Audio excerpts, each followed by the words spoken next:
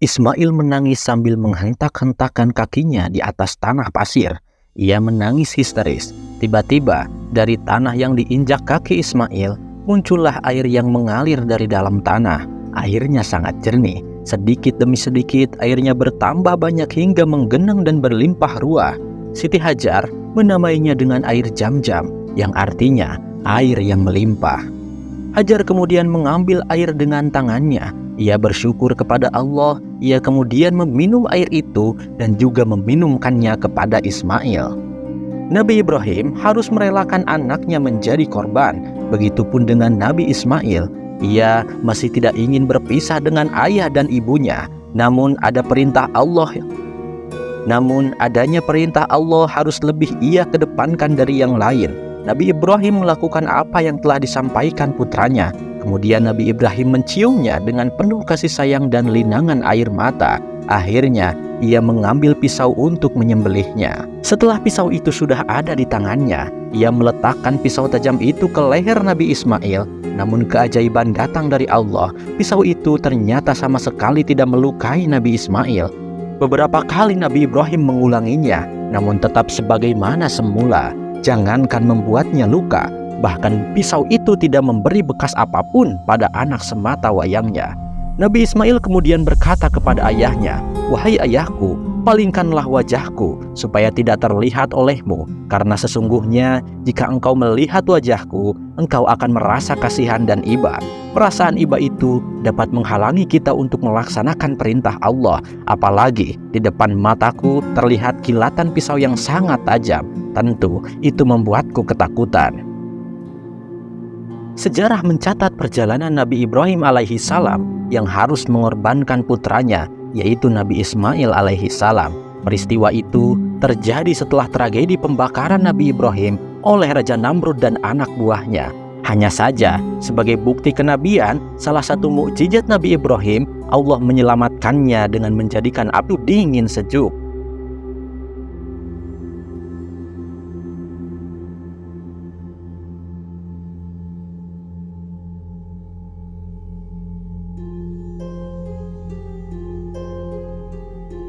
Setelah kejadian itu, Nabi Ibrahim berpindah meninggalkan negerinya bersama Sarah, saudara perempuan yang kelak menjadi istrinya, dan keponakannya Lut, yang kelak menjadi Nabi Lut alaihi salam. Nabi Ibrahim keluar meninggalkan negeri tercinta, negeri yang berada di bawah kekuasaan raja yang sangat kejam dan zalim, yaitu Raja Namrud. Negeri itu sekarang bernama kota Urfa yang terletak di negara Turki. Nabi Ibrahim pergi berhijrah ke kota Aur dan kemudian ke kota lain yang bernama Haran. Kemudian beliau pergi ke Baitul Maqdis Palestina bersama istrinya.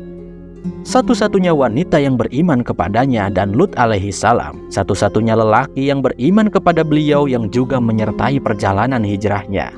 Sarah, istri Nabi Ibrahim alaihi salam, tidak memiliki anak sampai berusia tua. Ia melayani kebutuhan Nabi Ibrahim seorang diri. Melihatnya kerepotan, Raja Mesir kemudian memberinya seorang pembantu asli Mesir yang dapat membantu kegiatan mereka. Bersamaan dengan itu, Nabi Ibrahim semakin tua, rambutnya memutih, badannya melemah, dan tenaganya semakin hari semakin lemah. Sarah kemudian berpikir bahwa ia dan Nabi Ibrahim tidak akan pernah mempunyai anak. Lalu Sarah merencanakan untuk menikahkan wanita yang membantunya itu menjadi istri kedua Nabi Ibrahim. Wanita itu bernama Siti Hajar. Akhirnya Sarah menikahkan Nabi Ibrahim dengan Siti Hajar.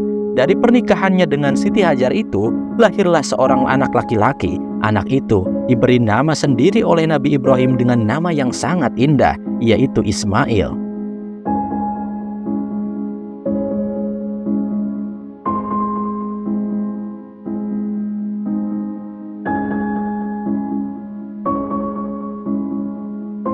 Pada suatu hari, Nabi Ibrahim mengajak istrinya Hajar untuk bersiap-siap dan membawa anaknya untuk melakukan sebuah perjalanan yang jauh. Nabi Ismail masih menyusu pada ibunya. Mereka berjalan sangat jauh, melewati tanah yang penuh dengan tanaman, melewati gurun, melintasi hutan, dan melewati padang-padang ilalang. Kemudian mereka memasuki sebuah tanah yang dikenal dengan tanah Aram. Nabi Ibrahim menuju ke suatu lembah yang di dalamnya tidak ada tanaman, tidak ada buah-buahan, tidak ada pepohonan, tidak ada makanan, dan tidak ada sumber air. Lembah itu kosong dari tanda-tanda kehidupan. Lalu Nabi Ibrahim sampai ke lembah. Beliau turun dari atas panggung hewan tunggangannya. Lalu beliau menurunkan istri dan anaknya di tempat itu. Mereka ditinggalkan di sana. Mereka hanya dibekali dengan makanan dan sedikit air yang tidak cukup untuk kebutuhan mereka selama 2 hari. Ketika Nabi Ibrahim mulai meninggalkan mereka perlahan, tiba-tiba istrinya segera menyusulnya. Ia berkata kepada suaminya, "Wahai suamiku, kemana engkau akan pergi? Mengapa engkau meninggalkan kami di lembah ini? Padahal di sini tidak terdapat apapun untuk bisa kami makan. Kami tidak mempunyai tempat tinggal, kami tidak mempunyai minuman, tidak ada yang bisa kami makan, tidak ada tempat untuk kami berteduh." Nabi Ibrahim tidak segera menjawab. Beliau tetap berjalan. Istrinya pun mengulangi perkataannya tadi, "Wahai suamiku, kemanakah engkau akan pergi? Mengapa engkau meninggalkan kami di lembah ini? Padahal di sini tidak terdapat apapun." Nabi Ibrahim lagi-lagi tetap diam dan tidak menjawab. Saudara-saudara sekalian, dengarkanlah apa yang selanjutnya dikatakan sang istri terhadap suaminya. Ia berkata, "Allah tidak akan menelantarkan kita jika kita berada di jalannya." Siti Hajar mengucapkan hal ini dengan keyakinan yang teguh bahwa Allah tidak akan menyia-nyiakan mereka. Allah akan memberikan pertolongan dan jalan keluar. Nabi Ibrahim kemudian berdoa kepada Allah, "Ya Allah, sesungguhnya aku telah menempatkan sebagian keturunanku di lembah yang tidak ada tanam-tanaman di dekat rumah engkau, yaitu Baitullah yang dihormati." Quran Surat Ibrahim ayat 37. Saat itu, Baitullah Ka'bah belum dibangun. Nabi Ibrahim kemudian meninggalkan istrinya dan anaknya yang masih menyusu di padang Sahara.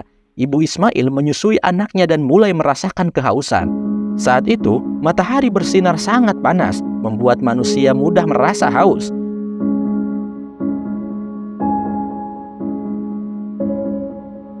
Setelah 2 hari, habislah air, keringlah air susu Hajar. Hajar dan Ismail merasakan kehausan yang sangat luar biasa.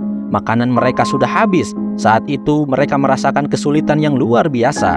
Ismail mulai menangis kehausan. Hajar kemudian meninggalkannya untuk mencari air. Ia berjalan dengan cepat hingga sampai di suatu gunung yang bernama Sofa.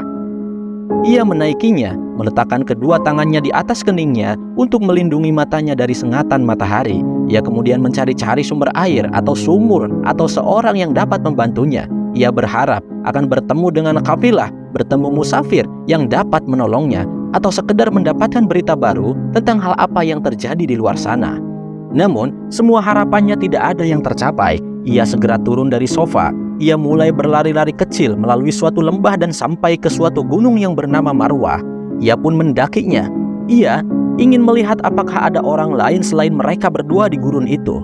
Tetapi tidak dapat melihat seorang pun di sana. Hajar kemudian kembali kepada Ismail. Ismail kecil masih dalam keadaan menangis. Rasa hausnya semakin menjadi-jadi. Hajar segera menuju ke Sofa dan berdiri lagi di atasnya. Kemudian ia menuju lagi ke Marwah dan melihat-lihatnya lagi. Ia mondar-mandir, pulang pergi antara gunung yang kecil itu sebanyak 7 kali. Oleh karenanya, sampai sekarang orang-orang yang berhaji wajib melakukan sya'i, yaitu berlari-lari kecil antara Bukit Sofa dan Marwah sebanyak 7 kali. Ini adalah sebagai peringatan dan muhasabah atas peristiwa agung yang dialami oleh Siti Hajar dan Nabi Ismail. Setelah putaran ke-7, Siti Hajar kembali dalam keadaan letih. Ia duduk di sisi anaknya yang masih terus menangis. Di tengah-tengah situasi yang sulit itu, Allah Subhanahu wa Ta'ala menurunkan rahmatnya. Ismail yang menangis menghentak-hentakan kakinya di atas tanah pasir. Ia menangis histeris. Tiba-tiba dari tanah yang diinjak kaki Nabi Ismail, muncullah air yang mengalir dari dalam tanah. Airnya sangat jernih. Sedikit demi sedikit airnya bertambah banyak hingga menggenang dan berlimpah ruah. Siti Hajar menamainya dengan air Jam-Jam yang artinya air yang melimpah. Hajar kemudian mengambil air dengan tangannya. Ia bersyukur kepada Allah. Ia kemudian meminum air itu dan juga meminumkannya kepada Ismail. Kehidupannya tumbuh dan bersemi di kawasan ini.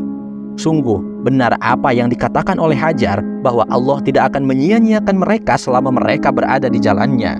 Nabi Ibrahim telah kembali setelah beberapa lama. Setelah mengetahui bahwa anaknya hidup, Nabi Ibrahim kemudian menggali tempat di mana mata air Jam-Jam tersebut. Allah mengutus burung-burung yang melihat bahwa ada air dan manusia di sana, yang memberitahu bahwa ada mata air yang dapat menghidupkan segala jenis makhluk hidup. Dari situlah kemudian sekelompok kafilah datang. Setelah mengetahui hal itu, mereka meminta izin untuk tinggal di lembah tersebut, tinggal bersama-sama untuk menjaga dan memanfaatkan mata air tersebut. Hajar menyetujui permintaan mereka. Dari sinilah kemudian tumbuh peradaban dan berkembangnya manusia yang lebih ramai.